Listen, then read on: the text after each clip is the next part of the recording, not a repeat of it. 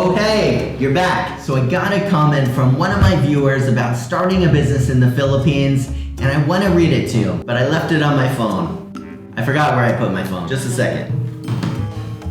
Here it is. So he said, I'd like to hear your thoughts about opening a business in the Philippines as a foreigner. I have no problem being a minority owner. My girlfriend and I have many ideas. A clothing store, smoothie shop, massage. I think because the cost of labor is so cheap in the Philippines compared to the US, you have a better chance for success. So I want to have a deeper look at this comment and see what we think about starting a business in the Philippines. Stay tuned. So this viewer has the idea that if you start a business in the Philippines, that it's easier, that there'll be less problems because the cost of starting the business is so much lower. You know, when it comes to starting a business, it's absolutely true that if the cost of starting the business is high, it means there's going to be a lot more risk, and if there's a lot more risk, when things go wrong, businesses can start to run out of cash flow and they're not able to continue. So he's absolutely right that if you're able to solve that problem of having lower startup costs right out of the gate,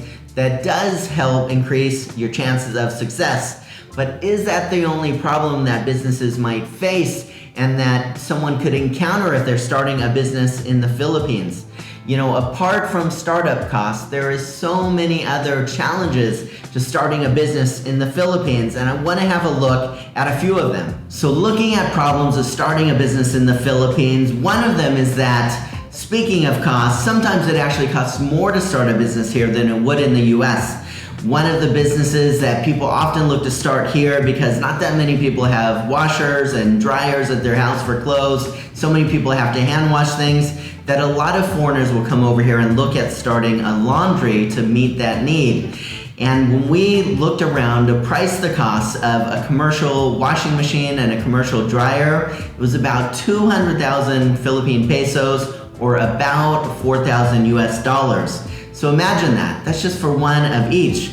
If you wanted to be able to get 5, do the math. You know, 4,000 times 5, it would cost about $20,000 just for the cost of 5 commercial washers and dryers here. When it comes to computers and technology and so many other things in the Philippines, the cost could often be a lot higher than it would be if you were still living in a Western country. So when it comes to cost, don't always expect that starting a business in the Philippines will cost less than it would somewhere else. But imagine that your startup costs for something like a laundry business start up higher, but are you able to charge US or Western prices for having people come into your laundry shop and do their washing and their drying? You can't. So you have a real problem in this type of business where you're paying more than normal for commercial washers and dryers, but then you're only able to charge a lower amount because of where you are. People won't be able to afford prices. And so when we did the costing on this, we figured that it would probably take a good year of working day and night before we would even break even, and then after that, profit margins still wouldn't be that great. So look at how much the costs are for everything, the equipment, and not only looking at the cost of labor or the cost of rent or other items like that may in fact be lower. What are other problems here? Some of them are dealing with long government processes.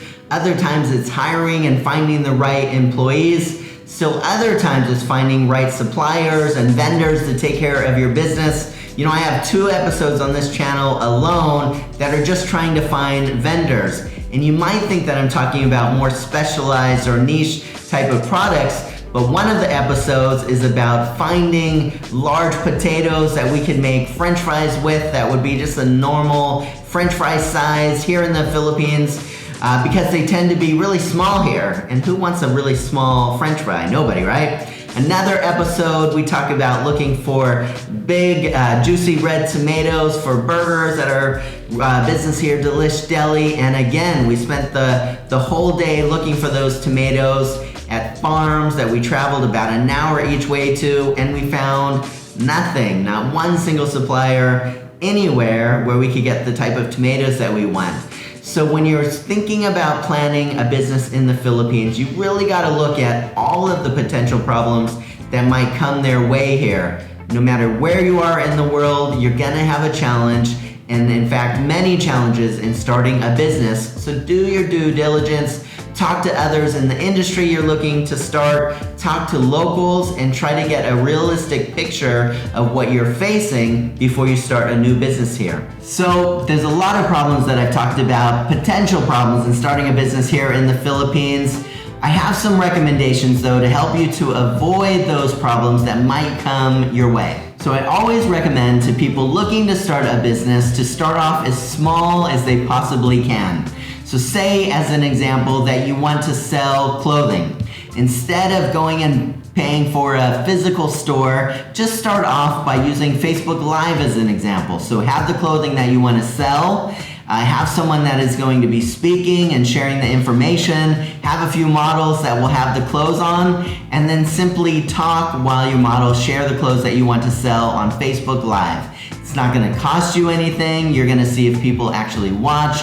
You're going to see if people buy. You're going to see what prices people will respond to and perhaps what prices people won't respond to. And it's going to cost you nothing except for a bit of time.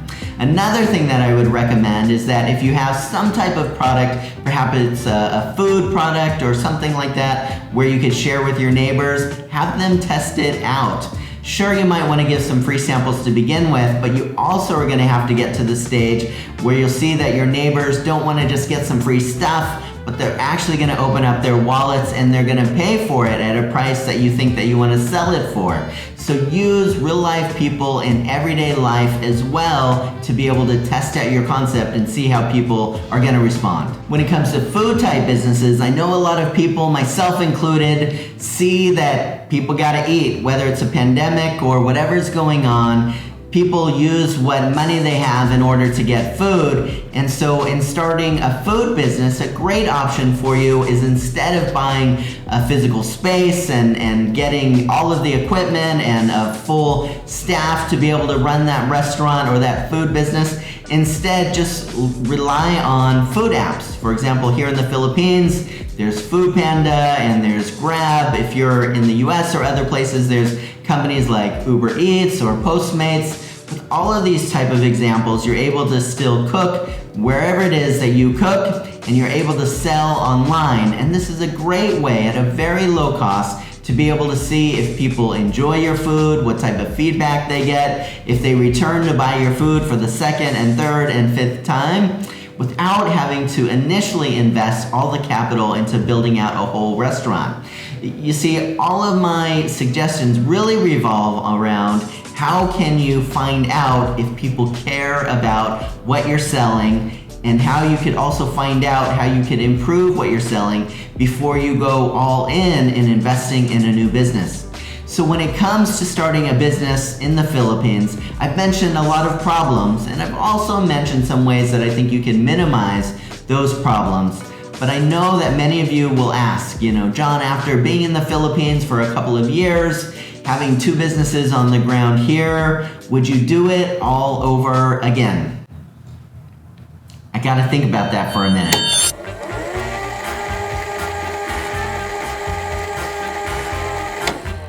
There's a lot of challenges and ways.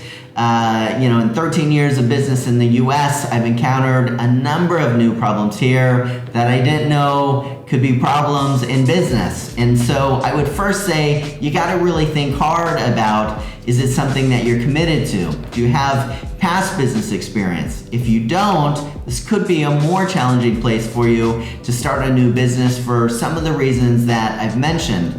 I'd also say though that for me, if I had it all over to do again, I would absolutely start a business in the Philippines, but I would make sure that I spent a bit more time talking to other expats and trying to find out the type of problems that they had here. So I'm a resource. If you're looking to start a business in the Philippines, I have my email in the contact section here. You're always welcome to get in touch with me on my John Smullo TV Facebook page as well, to send me a message as well. So whatever is easiest for you, reach out to me. I'd love to help you be a part of starting your new business in the Philippines, or at the very least, exploring the business model and the business that you're looking into to see if it's a viable fit for the Philippines. As always, thank you for taking the time to listen. I almost forgot. Take care.